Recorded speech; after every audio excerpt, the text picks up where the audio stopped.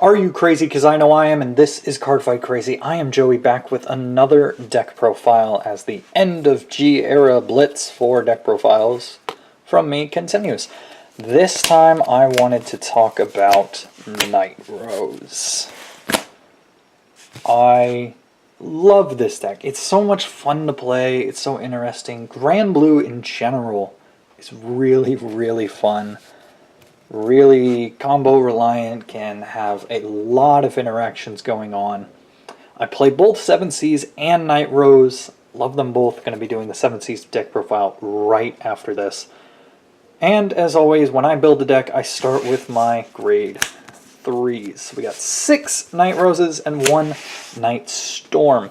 The main Nightrose of the deck, the stamped version, and the great sitting on the throne version, Vampire Princess of Night Fog Nightrose. Once per turn, which under the new rules is finally not first per turn that you can do this, you must or else you lose it. Once per turn will be for everything again. It will be once per turn.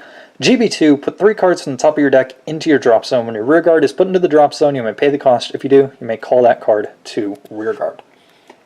That is something that doesn't happen too often, and in my mind there's not too many times where I'm going to be doing this, but I want the ability to be able to use her mill 3 to 4 times in a game.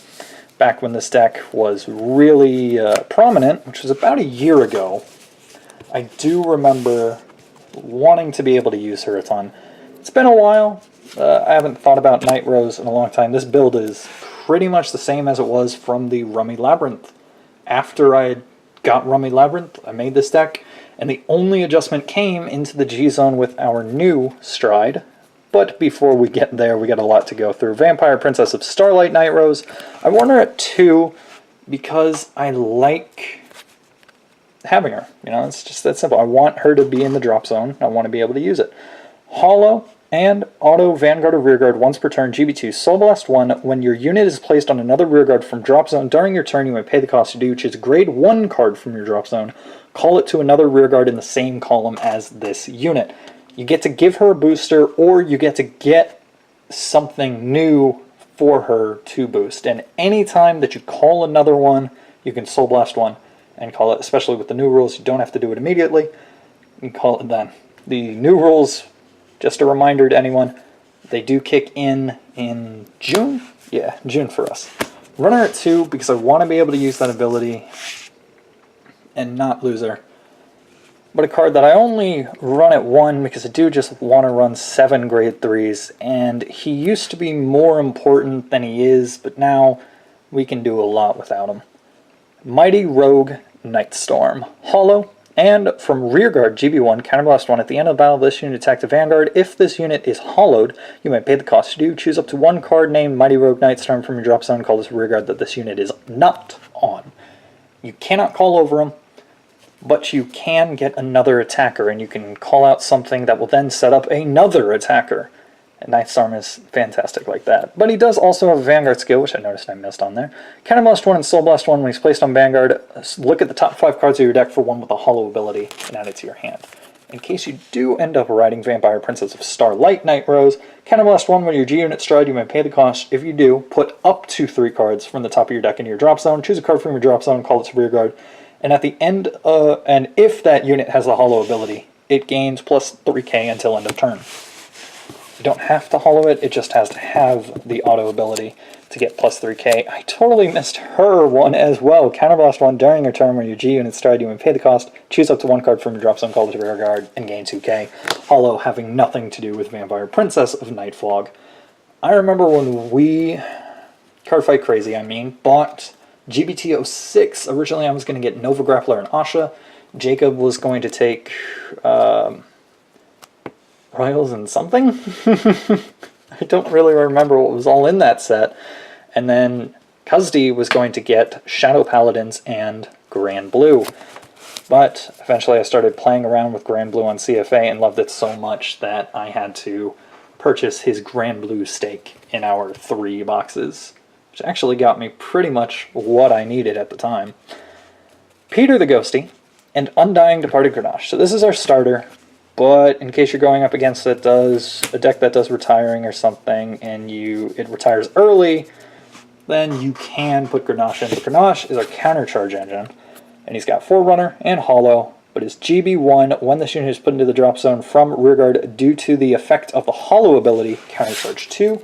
Peter the Ghosty has Forerunner and Counterblast 1. Put 2 cards from top of your deck into your drop zone. Put this unit into your soul. If you have a Grand Blue Vanguard, draw a card. I like to keep using him for the countercharge. And I like Peter the Ghosty as the starter for the draw. Drawing that extra card to me is just very helpful and nice. 4 heals. Grand Blue doesn't have the countercharge soul charge heals. You can run the heals that go with the Fighters Collection G-Guard, but I just like the artwork. 6 criticals. I don't own Rampage Shade, I think it is, so I just don't play her because I don't own her.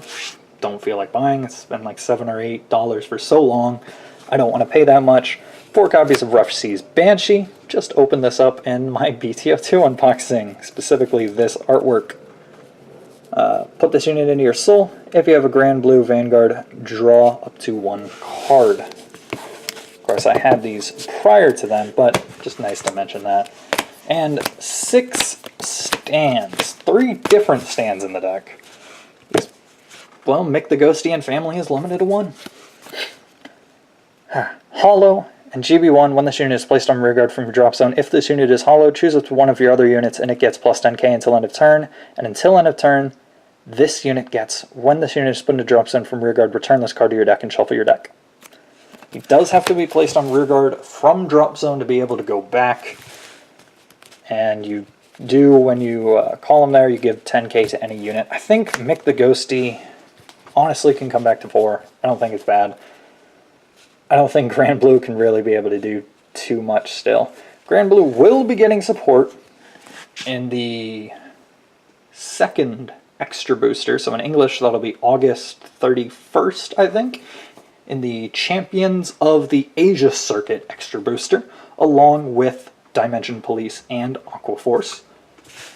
And so that'll be intriguing to see what Grand Blue does. It will be a Protect clan, but how it will interact with things like this. 2 Performing Zombies. Performing Zombies is stand triggers. Well, of course, when this unit is placed on rearguard, look at 10 cards from the top of your deck, search for up to 1 card from among them, put it into your drop zone, and shuffle your deck. I don't like random milling.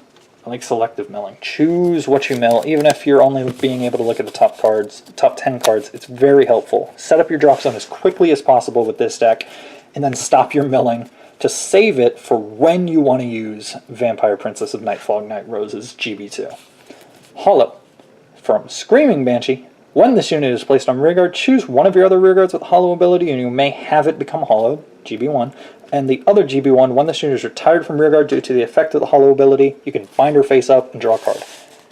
That, to me, is really useful. The extra draws, like I said before, I just like the extra draws. Need as much defense as possible here. Seawall Banshee at 4. This is the Hollow Perfect Guard that if you have a Nightrose, GB2, Soul Blast 1, choose a card from your hand and discard it. Choose another Seawall Banshee from your drop zone, put it on the bottom of your deck. When this Seawall Banshee is retired due to the Hollow ability, oh no, it's just when this hollowed unit is retired. If you have a Vanguard with Nightrose on this card name, you pay the cost you do, return this card to your hand. You can run 4 Waterspout Djinns completely.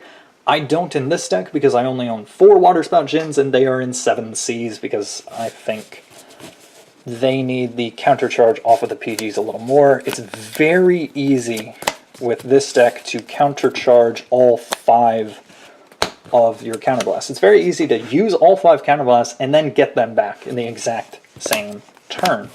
And even to go overboard where you could countercharge like 6 or 7 or 8, even though you've only got 5 damage.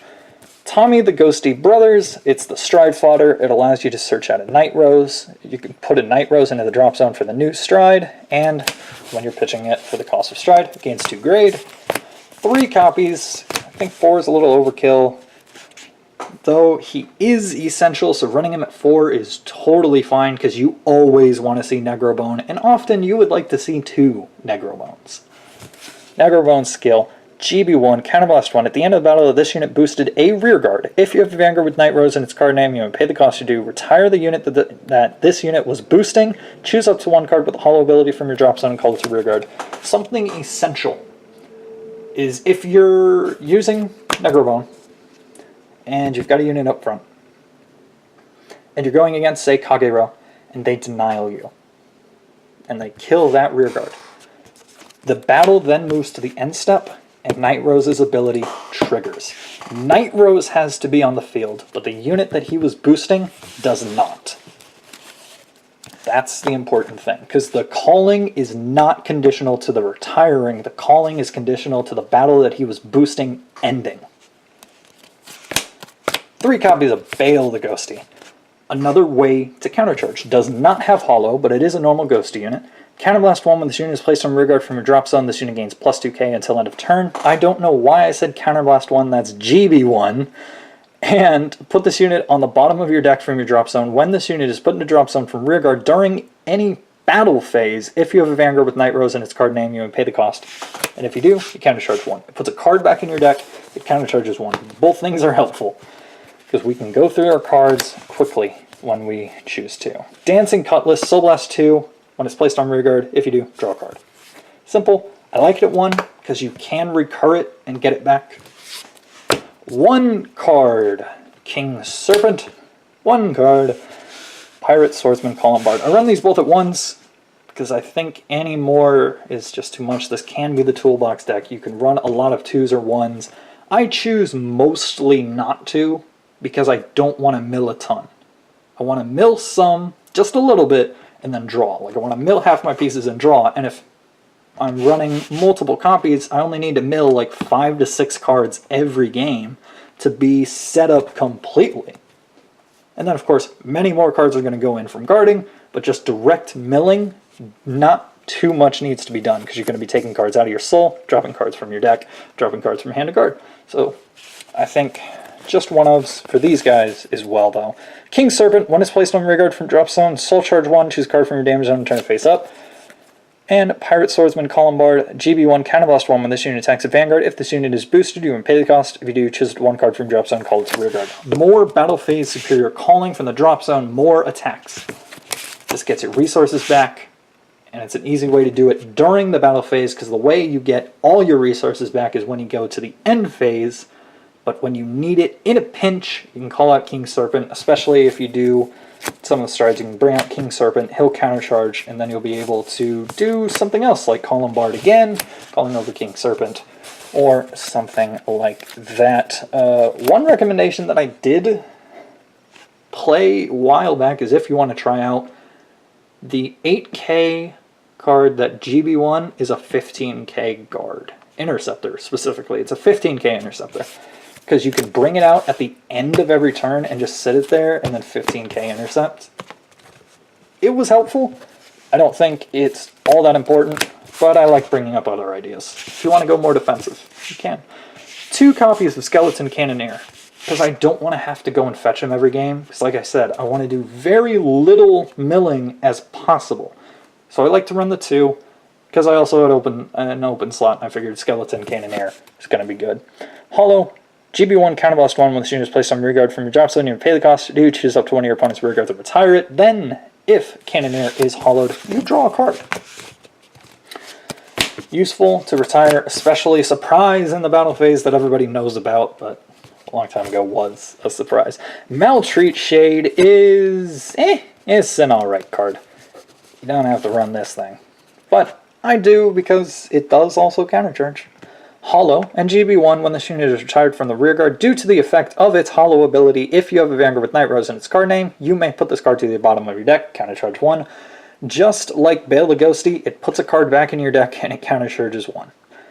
Rearguard, when this unit attacks, if you have a Vanguard with Nightrose in its card name, this unit gains plus 2k for each of your hollowed units until end of that battle. Unfortunately, hollow isn't something like Brave or Bloom, where everything you're gonna everything you're going to have on the field is hollow. Oftentimes this will be a 15k on its own because you want to have double Negrobones and they don't have hollow.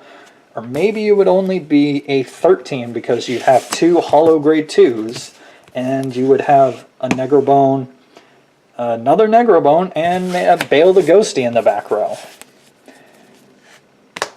So not too often will it be perfect. You could have a... Oftentimes, though, I do find the most common is 15k solo attacker, because Bale the Ghosty is probably in the back row. One Negrobone, and then one Grenache, and another grade 2 with Hollow.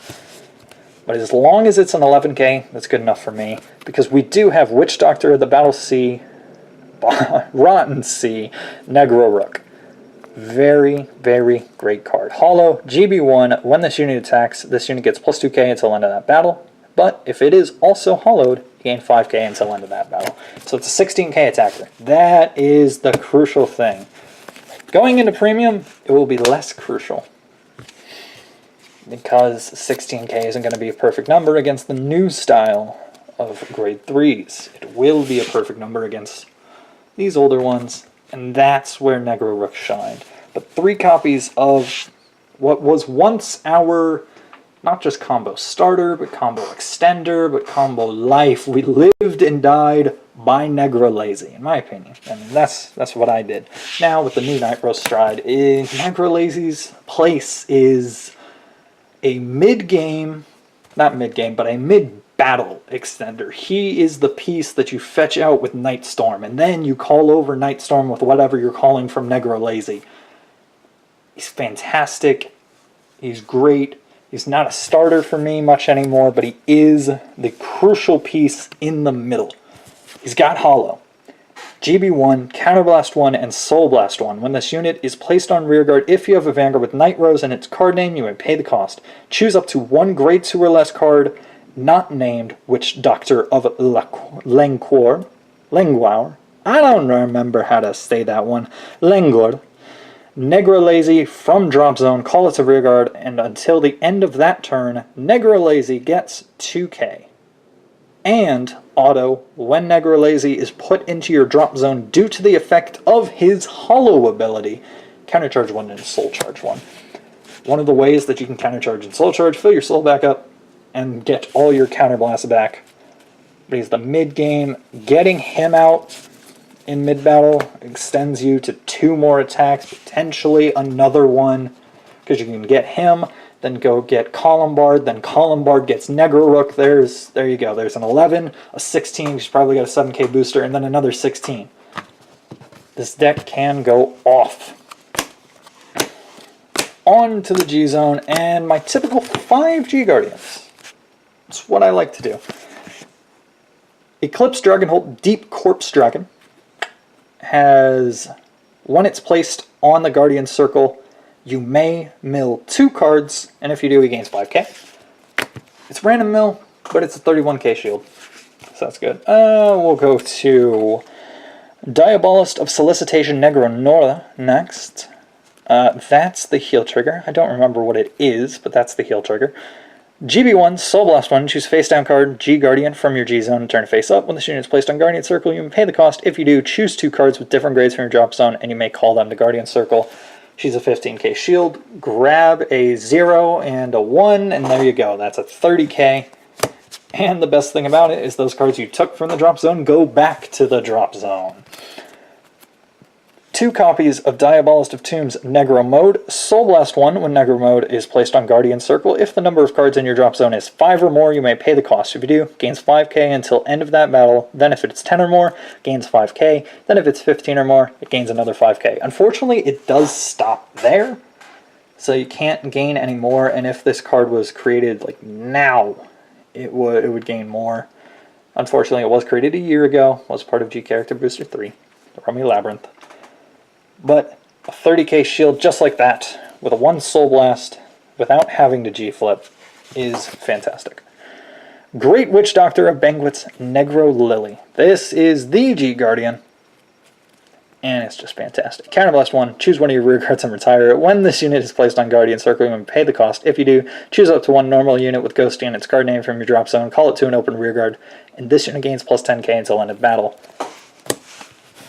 When you retire rearguard, you can then activate Nightrose's GB2, and then you can bring back that Negro Lazy that you retired and bring out Skeleton Cannoneer, and then Counterblast and kill something. So you kill something, stop another attack. I hit the... Of course I was gonna hit it again. Alright. One of Ghosty Great King Obadiah. Obadiah is less important than ever before, because if you can set up your drop zone without him, then do so. But if you need it, you have it. And that's the way I like it. It's just, if I need him, I got him. 2 copies of Mist Phantasm Pirate King Nightrose. Still a good card. I still only have 2, and that's all I'll ever have. GB2, Counterblast 2, and choose a face-down card named Mist Phantasm Pirate King Nightrose from your G-Zone, turn it face up. When this unit attacks a Vanguard, you may pay the cost due. Choose up to 2 cards from your drop zone, call them to separate rearguard in different rows. It gets you a... Essentially, it can get you a whole nother column, or it can get you the pieces of the other column that you needed. It's great. Counterblasting 2 still hurts, but there's so many ways to get all your counterblast back. It's fun. Typically, though, Diabolist of Corpse Nebula Songer is that is the battle phase superior calling stride you're going to go into. Counterblast 1, choose a face-down card from your G-Zone with the same card name as this unit, turn it face up, choose a card from your hand and discard it. At the end of the battle this unit attacked, you may pay the cost. You do. Look at 4 cards from the top of your deck, put up to 1 card from among them into your drop zone, shuffle your deck, choose a card from your drop zone, call this rearguard, and it gains 5k for each face-up card in your G-Zone until end of turn. The amount of power your rearguard can gain is incredible, but then you can also call a card which then sets up to call more cards. This can be something you use as the way to start your combos because you already had a full board without needing to superior call anything, or this is something you do in the middle of your combos, or this is that final piece that you're pushing to end the game after you've multi-attacked many times. Then you go into him, bring out something with giant numbers on it, and swing. Unfortunately, you do have to discard, and that's the problem with Nightrose Songer, is discarding. You'll notice the omission from this G-Zone is Gash, because I run 4 copies of Pirate King of the Rose Twilight Nightrose. Also, Dragoot. I don't run Dragoot because the SGR version was worth like 25 bucks, and so I sold it because I'd rather have that because I never went into them. If I want them again, I'll buy the regular version, which is now below 10, I think. And Gash, I just never owned it, never bothered, and honestly never really liked it that much. Pirate King of the Rosy Twilight Nightrose, though, I do really like. Not as good as the Harry Stride that came out, but still really good. Once per turn, Counterblast 1, choose face-down card with the same card name as this unit from your G-Zone, turn it face up. Choose up to the number of cards in your drop zone as the same number of phase-up cards in your G-Zone plus 1. Call them to separate rearguard as hollowed. Whether or not they have the hollow ability, they are called as hollowed. And if you have called 3 or more cards, this unit gains plus 1 crit. At the beginning of your battle phase, choose one of your units for each card with Nightrose and its card name from your drop zone, and they gain plus 5k until end of turn. You cannot choose the same unit multiple times. You do have to choose different units. But with running 6 Nightroses, we will hit, 1, 2, 3, 4 units possibly. And if you're going super late game, maybe you'll give 5 units plus 5k. Unlike Harry, where I saw that stride could really take them over the edge, Rosy Twilight, in my opinion, doesn't do that for Nightrose. It's a great card. It's got a really cool thing, but it's not... I'm trying to put this. It's not a big pusher. This card is more rearguard reliant than that Harry is, because that Harry moves 2 units to the soul, calls out 3. I think that's it. Might move 1, call out 2. Something like that. But it's in the battle phase. It's when it attacks. This calls out in the main phase. So it relies on your rear guards to do what they always do. This is just, if you have an empty field, you can now fill it up to the brim with only 1 counterblast.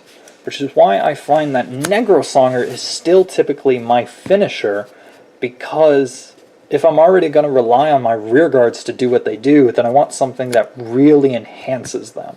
While it doesn't fill my entire field if I want it to, it only gets me 1 card, but that 1 card can be the push to really end the game if you give it something like 40, 50,000 power if you're that late, or just something as simple as 20,000. Alright. I am Joey, This is Cardfight Crazy. I hope you're crazy too.